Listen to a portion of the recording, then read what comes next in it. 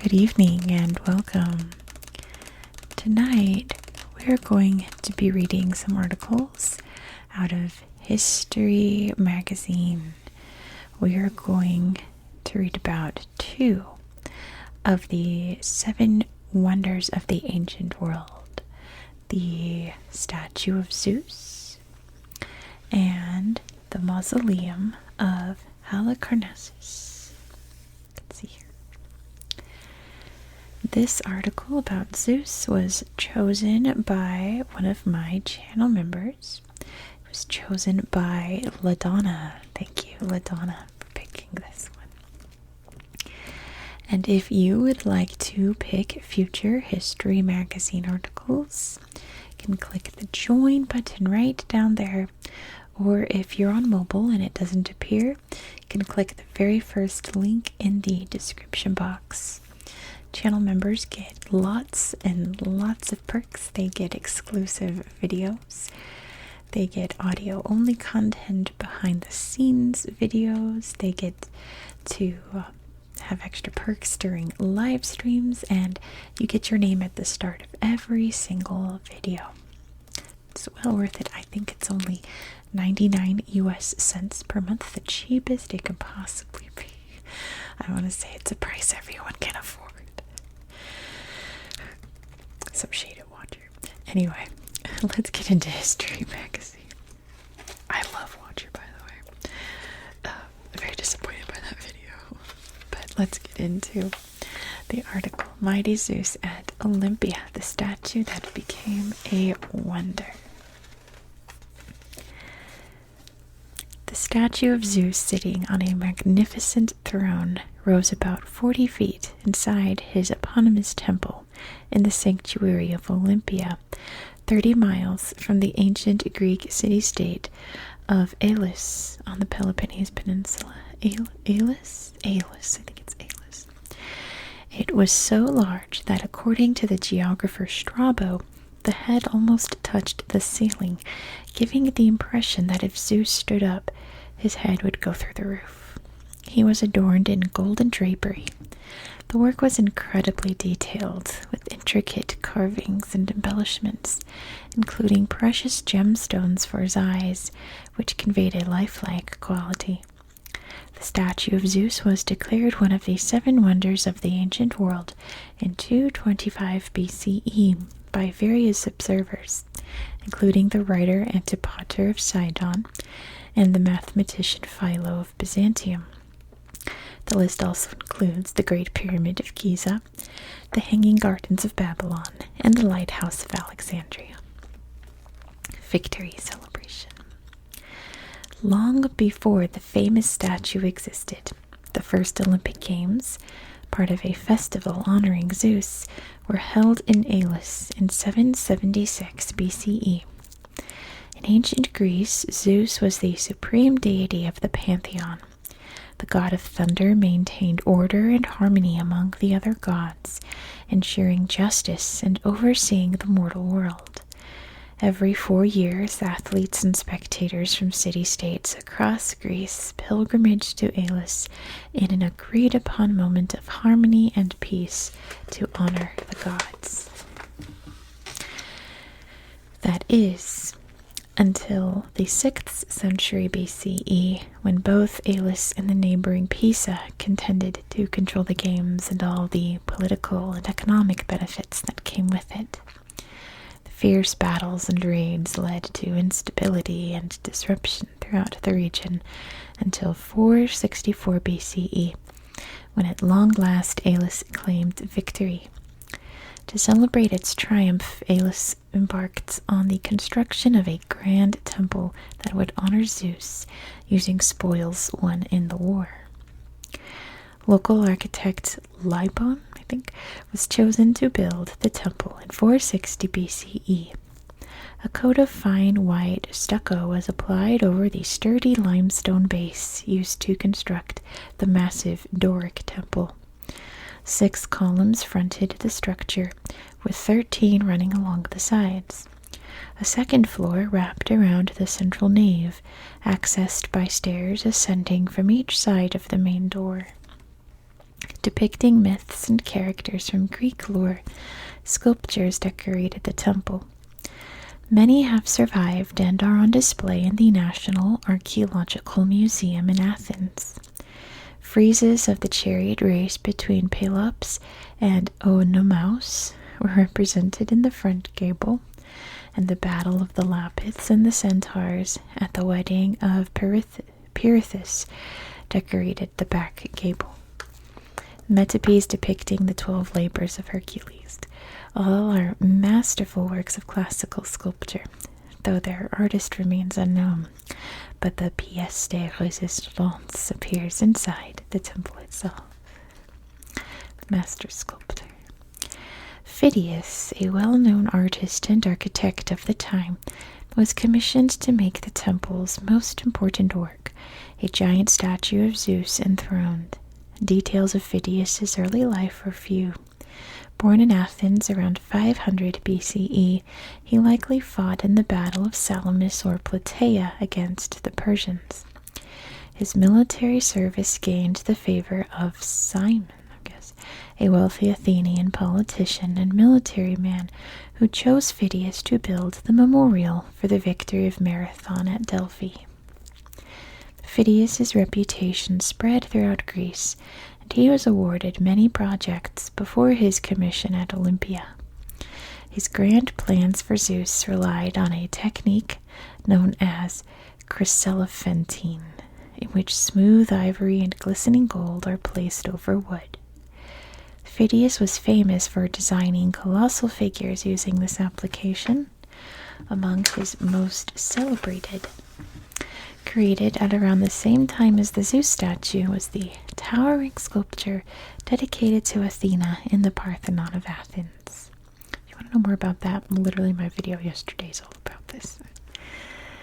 Greek artisans typically worked ivory on a small scale. Ivory is a difficult material to manipulate. Unrolling the different layers of dentin that compose an elephant's tusk to mold the resulting material requires skill and expertise. Exactly which technique Phidias used to manipulate the ivory plates on such an ambitious scale is uncertain. Writing in the 2nd century CE, the Greek geographer Pausanias says that Phidias applied heat to the ivory to soften it. Other sources claim he moistened the ivory, perhaps with vinegar or beer, before working with it, putting it together. Phidias's Olympia workshop, divided into 3 naves by 2 rows of columns, had the same dimensions as the cella in the Temple of Zeus, where the sculpture would be housed. In this way, the correct proportions were ensured. Phidias meticulously sculpted the details of Zeus's face, body, and other features, refining his expression, hair, beard, and drapery to bring the statue to life. Various materials, including precious stones and colored glass, were used to enhance the statue. When it was complete, the statue would have been polished to a smooth and lustrous finish, allowing the gold and ivory to shine brilliantly. While some details of construction were recorded, the statue's exact height is unknown. Historical accounts, such as geographer Strabo's in the 1st century BCE, recorded the statue's hulking first impression. Strabo wrote, "If Zeus arose and stood erect, he would unroof the temple." Modern scholars, based on archaeology and inference, believe it stood about 40 feet high. Its stone base, measuring some 20 by 32 feet, was made of black Eleusinian marble. When it was finished, the statue was resplendent. Pausanias' description of Greece contains a glowing description. The god sits on a throne, and he is made of gold and ivory. On his head lies a garland, which is a copy of olive shoots. In his right hand he carries a victory, which, like the statue, is made of ivory and gold. She wears a ribbon, and on her head a garland. In the left hand of the god is a scepter, ornamented with every kind of metal, and the bird sitting on the scepter is the eagle. The god's sandals are also made of gold, as is his robe. On his robe are carved figures of animals and the flowers of the lily. Pausanias also reported how the statue was anointed with olive oil, which also served to protect the ivory exterior and the wooden interior. Around the base of the statue, a raised lip allowed the oil to collect around the base of the statue and form a pool. The statue's reflection in the liquid made it seem all the larger. Pausanias' account reveals how impressive the statue of Zeus might have been to behold in person, but scholars are still pondering how it was viewed inside the temple. The statue's white ivory and sparkling gold would hardly seem as magnificent in a darkened chamber. Symbolically a god's house, Greek temples were open spaces, but the interior needed light during the day. How was the room lit? Countless solutions have been proposed to explain how the statue is illuminated. It is difficult to imagine artificial light, such as lamps, candles, or torches, as the main source, since such an enormous number of them would have been necessary to light such a large space. It has also been suggested that open skylights might have graced the roof, but this solution would have left the interior exposed to weather and rain. The Zeus statue presented another issue. Because of its size, the upper portion rose above the level of the entranceway, so direct light from the doorway could not shine up on Zeus's head. Moreover, light would have entered the door only at sunrise. By midday, the sun would have been too high for rays to directly light the cella. Recent studies with ultraviolet lights and lasers of various colors have shown that thin, translucent marble tiles on the roof, placed on a wooden frame, may have allowed dim but constant sunlight to enter throughout the day. This solution would have offered enough light to showcase the temple's interior and statue, while still protecting them from the elements. Lost wonder. With the completion of the temple and its magnificent statue, the previously small sanctuary at Elis became one of the most important religious centers in ancient Greece. Appearing on coins across the ancient world, the monumental Zeus reigned as one of the most famous statues in antiquity and became the main sculptural model for seated gods. Artists working millennia later would continue to imitate Zeus's pose and gestures in many works of art. We'll see that in a minute. Visitors from all over the ancient world came to Olympia for not only the games, but also the craftsmanship and ambition embodied by the statue of Zeus. Sometime between the 2nd and 1st centuries BCE, writers began compiling lists of must-see sites around the Mediterranean. The statue of Zeus at Olympia was one of these 7 ancient wonders, listed by writers such as Herodotus, Antipater of Sidon, and Philo of Byzantium. The statue's popularity continued well into Roman times. The spread of Christianity in the 4th century CE became its biggest threat. Roman Emperor Theodosius I outlawed pagan cults in 391 CE, ordering all ancient sanctuaries to be abandoned, including Olympia's. He also banned the Olympic Games, since it was a polytheistic festival. The sanctuary at Olympia fell into disuse and eventually into ruin.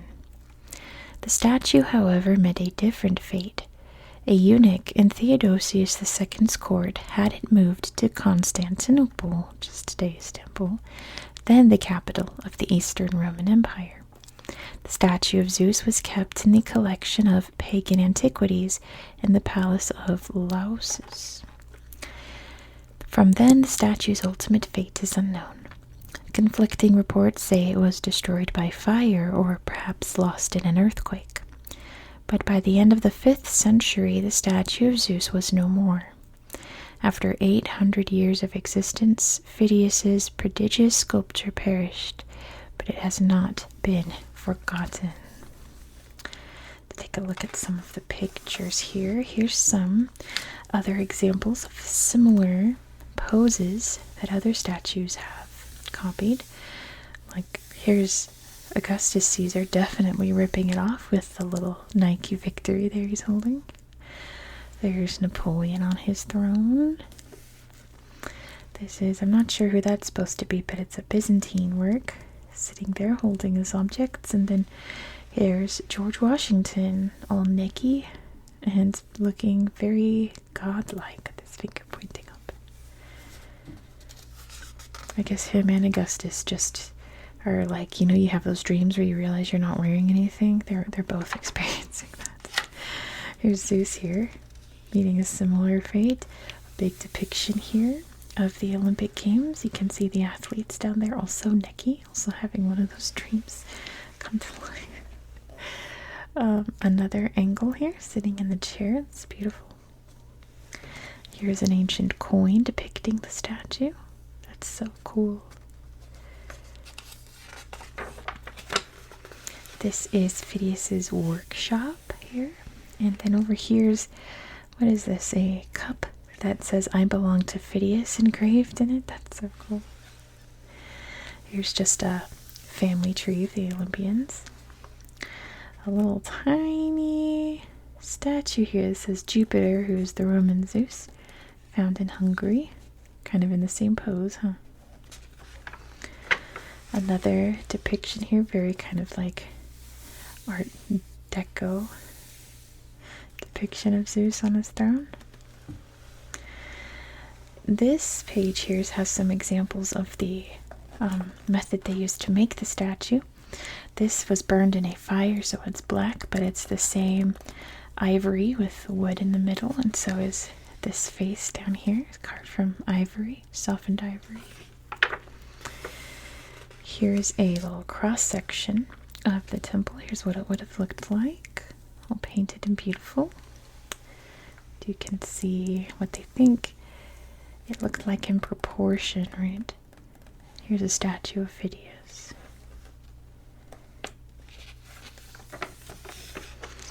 This is the statue of Athena in the Parthenon, at least what we think it would have looked like, all gold and beautiful with the Nike victory there. And there's a miniature of it, the exact same statue. This is what the temple looks like today. Really kind of sad, but also kind of hauntingly beautiful, isn't it? There's another coin here showing the statue. The eagle. Here is what the whole complex was. Let's point out Phidias's workshop. This was a monument built by Philip II of Macedon, aka Alexander's dad. We've got a visiting house here, little Airbnb. This is, of course, the temple. We have the stadium where the games were played. The Temple of Hera right next door. Can't forget her, she'll get angry. There's a beautiful vase here of the Olympians having a foot race. Over here is a map of all the ancient wonders. There's the statue of Zeus. Over here's the Mausoleum of Halicarnassus, which we're talking about next. So the last picture we kind of saw at the beginning, yet another artist's depiction of the statue. I think that's my favorite one. And then it says over here, this is a relief in the Florence Cathedral, but it's Phidias working hard making statues. So I wonder if in the cathedral there's like little moments here of like great architectural moments in history. I don't know. Someone let me know. That's really cool. Let's set this aside so we can read about the next ancient wonder, the Mausoleum of Halicarnassus. I think this is like the most underrated one. It's like, if you were listing them, it's the one everyone forgets, right? Let me set this down on the floor. Hold on. Okay. So let's learn more about it. Visitors approaching ancient Halicarnassus, capital of Caria, which is in modern Turkey's southwest corner, would encounter a number of exciting sights on a morning journey to market in the 4th century BCE. From the crest of the final hill, the whole city would be laid out before them, nestled at the base of the Carian mountains. They would see the harbor and a large continuous wall that surrounded the entire city. Numerous large buildings would be visible, such as the King and Queen's Palace, theaters, temples, and other public sites, as well as the Agora. Outshining them all would be the monument standing next to the marketplace in the city center. Set off from the city by a high wall, it was the recently completed tomb of King Mausolus and his sister queen Artemisia II. Compared to everything else around it, the tomb was immense. Ancient sources say it stood more than 140 feet tall, nearly 10 modern stories high. The outer walls tapered as they rose, giving the tomb the impression of having been thrust organically from the earth. Most striking, however, the foundation, surrounding terrace, walls, and roof had been covered with brilliant white marble, causing them to gleam in the full sunshine of a Mediterranean morning. The tomb was adorned with more than 400 freestanding marble sculptures on 4 different levels and decorative friezes running along its sides. Many of the sculptures featured bronze accents on weapons, armor, crowns, robes, and other features that shone in the sun. But the sweep of the building drew the eye upward to the quadriga, the statue of a 4-horse chariot carrying the larger-than-life statues of Mausolus and Artemisia, crowning what would become one of the 7 wonders of the ancient world. Carian Mite. Located in southwestern Anatolia, the district of Caria played a prominent role in ancient times.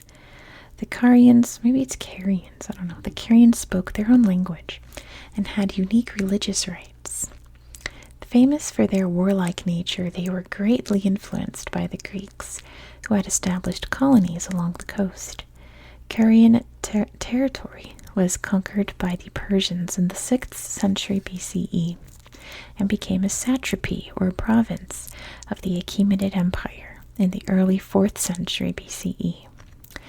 Despite this, the satraps who ruled it were local nobles who often flirted with independence and were not always loyal to Persian power. Mausolus, I'm not sure where the stress is, Mausolus, satrap of Caria between 377 and 353 BCE, did just that. After taking over from his father, Hecatomnus, Mausolus ruled as a semi-independent sovereign to the point that many sources grant him the title of king. He signed alliances, founded cities, and even seized the island of Rhodes. Although at the start of his rule he showed loyalty to the Persians, he soon joined the so-called Revolt of the Satraps, a series of uprisings against the Achaemenid promoted by Egypt. The Achaemenids proposed by Egypt. However, when it became clear that their revolt was doomed to failure, Mausolus played it safe and once again aligned himself with the Persian monarchy. Mausolus's father, Hecatomnus, came from the sacred city of Mylasa, present-day Milas, Turkey. But Mausolus moved his capital to the bustling coastal colony of Halicarnassus. He calculated that this strategic Greek port, opening toward the Dodecanese archipelago and the Aegean, might serve his ambitions better than provincial Mylasa. Mausolus built walls around Halicarnassus strong enough to withstand attacks from the newly invented catapult. He set his palace on a promontory. Below it, he built a secret port where he could surreptitiously amass ships and soldiers. But all of this construction paled before the building that would come to immortalize his name. massive monument. King Mausolus began work on his tomb while he was still alive. The location of the tomb, right in the center of the city, already made it exceptional. Across the ancient world, burials almost always took place outside the city walls, but among the Greek, there were some exceptions to this rule. Indeed, the tomb of Halicarnassus stood at the heart of Mausolus. His son's tomb's location in the very center of the city and its grandeur sent a clear message. Mausolus was a mighty Carian king. By 353 BCE, Mausolus died, shortly after work began on his tomb. He was succeeded by Queen Artemisia, who invited artisans throughout the Mediterranean to finish the project, ensuring that the magnificent tomb would attest to the memna, or memory, of her husband. She entrusted the design to two architects, and I'm probably going to mispronounce some names here, Satyros of Paros and Pythias of Priene. Satyros was a craftsman who had worked all his life for Mausolus's family. Pythias was an influential architect, famous not only for his designs, but also for his architectural treatises. Next, the task of decorating the tomb was entrusted to 4, perhaps 5 sculptors, each deemed equally skilled, and each of whom took charge of one face of the mausoleum. 1st century CE Roman scholar Pliny the Elder, in his natural history, names 4 artists: Scopas, Bryaxis, Timotheus, and Leochares, and mysteriously alluded to an unnamed 5th. Vitruvius, a Roman architect working in the 1st century BCE, writes that the renowned Praxiteles, rather than Timotheus, was one of the 4.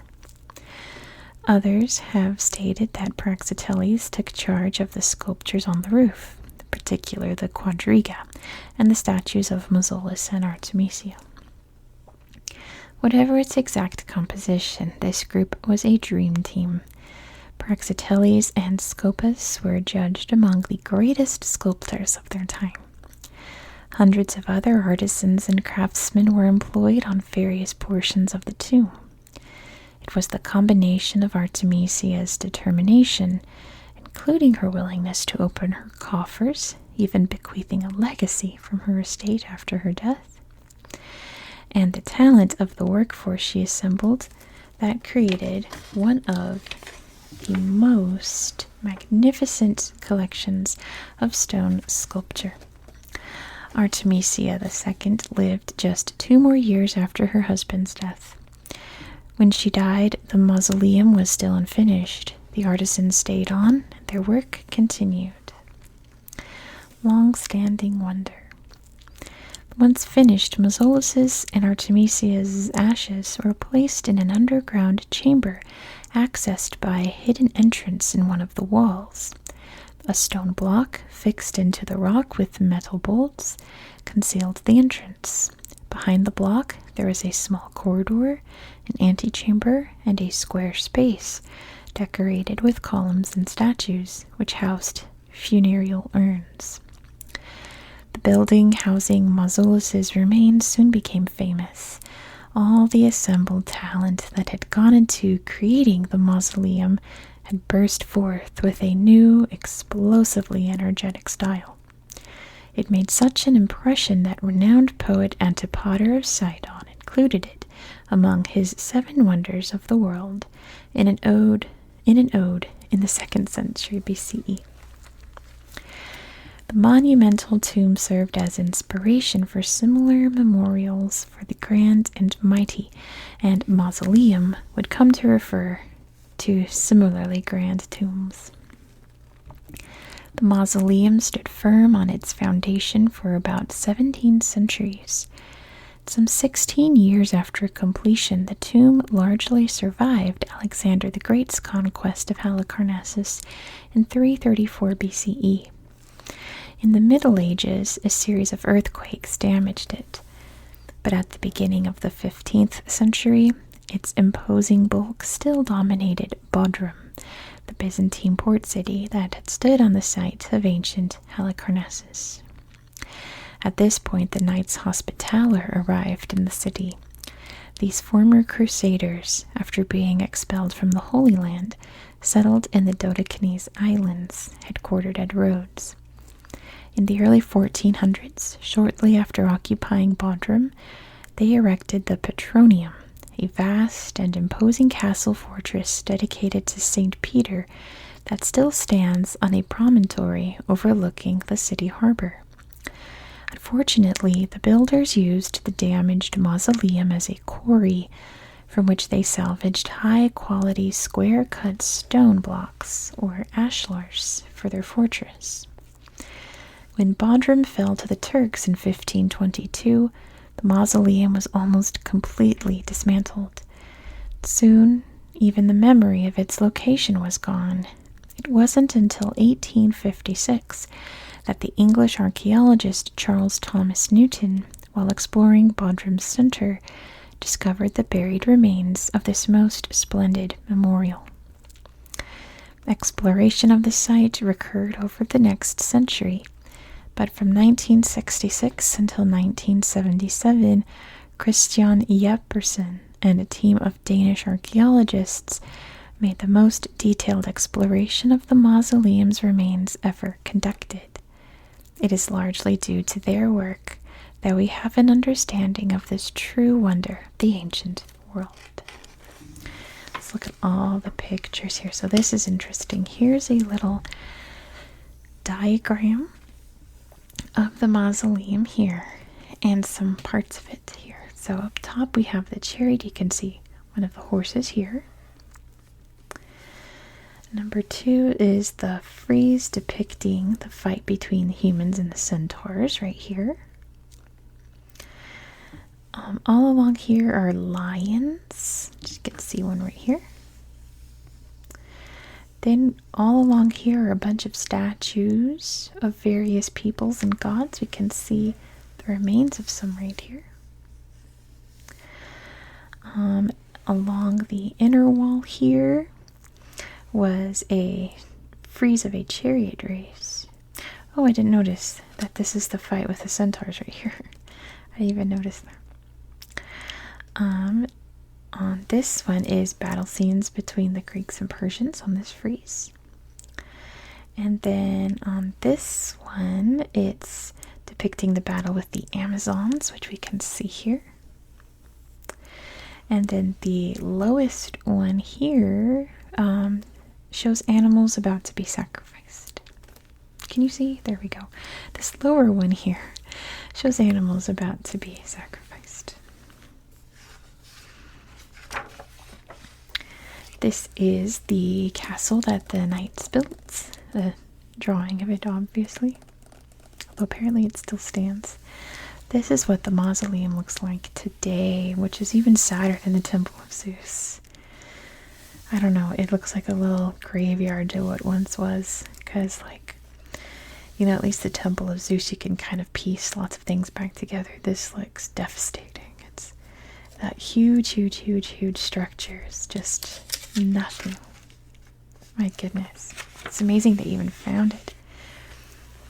Here's a diagram of the surrounding area. Let's see what it says here. It says this area is the sacred enclosure.